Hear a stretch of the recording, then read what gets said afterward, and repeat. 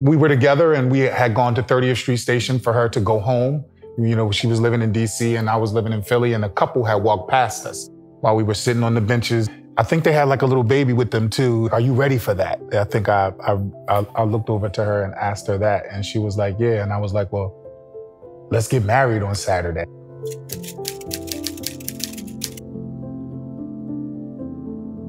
I was 24. 24. And Aja was 19. I was 19 when we got engaged. Yeah. You know, we haven't really looked back since then.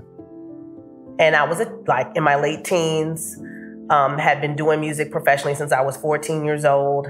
I was introduced to Fatin as a songwriter, and we met each other just in the guise of work. We wrote some songs together, and it was really a creative synergy that happened, but that was it. But we kept in touch. What got my attention was her singing. Once we really started to connect and communicate with one another, realizing how much we had, not necessarily just in common, but just how we could talk. And I felt no reserve or no regard. I could talk to her about anything. And we have the same language. And we have that language spiritually and with our passion. And I think it's part of the reason why we are still together. But we really are very fortunate in that way. Mostly it's really good. And because you forgive. And, I do. I'm extremely forgiving. Love me despite myself. Yes, he's my sugar pie. He can still get it even when he get on my nerves. Thankfully. Well, he earned it. He earned the forgiveness, the kindness, the room. I never have to forgive. Because I'm awesome. This is very true. She hasn't done much wrong. He chose well. What can I say? The man has fabulous taste. He knew what type of life he wanted to lead. And he chose accordingly. Nah, but this is my man's. He really is. He really is. Boy. Ashford and Simpson, as a reference for us, we knew that there wasn't a comparison, but that they were there as an inspiration and a historical marker and someone that we should, you know, hold up and revere.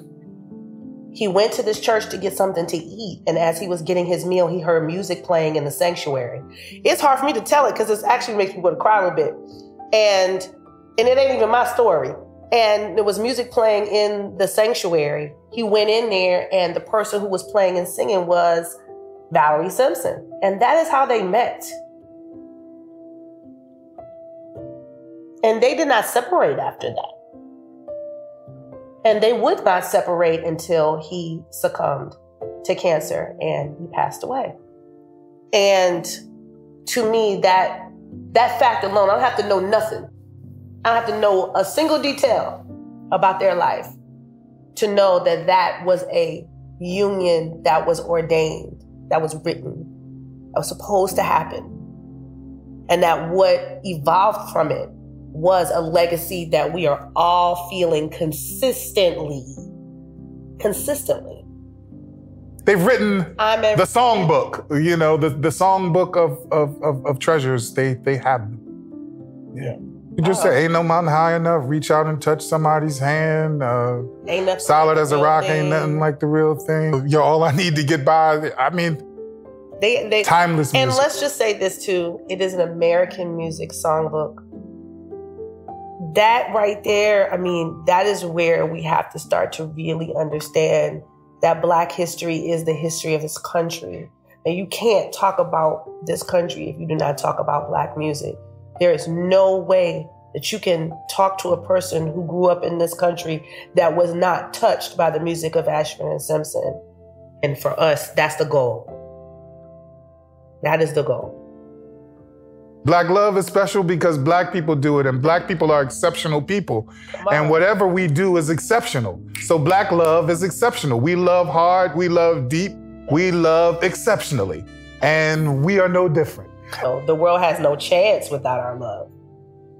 You know, our love is the only redeeming quality this world has, is Black love. This I will say, we do have to eventually work our way outside of placing people on a pedestal and start getting into the celebration of Black love to our left and right. because there are so many people who love each other. Who are exceptionally loving each other. Exceptionally loving one another. No magazines, no television. It's an amazing tapestry to look at. But you and I both know that moment that you walk into your grandma's house, or that moment that you and your family get to have dinner, or you and your girlfriends meet up, or that moment when your man turns around to you and just gives you a hug, or that moment where you hear that music, or you see that piece of art, or you eat that food that someone prepared, or anything like that. Those are those moments where you feel exceptionally loved, and it arms you to go back out into the world. And for us, if that was something that we did or helped do by way of our work or by way of our own personal relationship, or people either witnessing it or being closely involved with it, then I feel as if that's God's work. And so for me, I'm grateful to have ever even been a part of that and humbled by that. So that's been the joy of my life in a lot of ways, is being a part of that.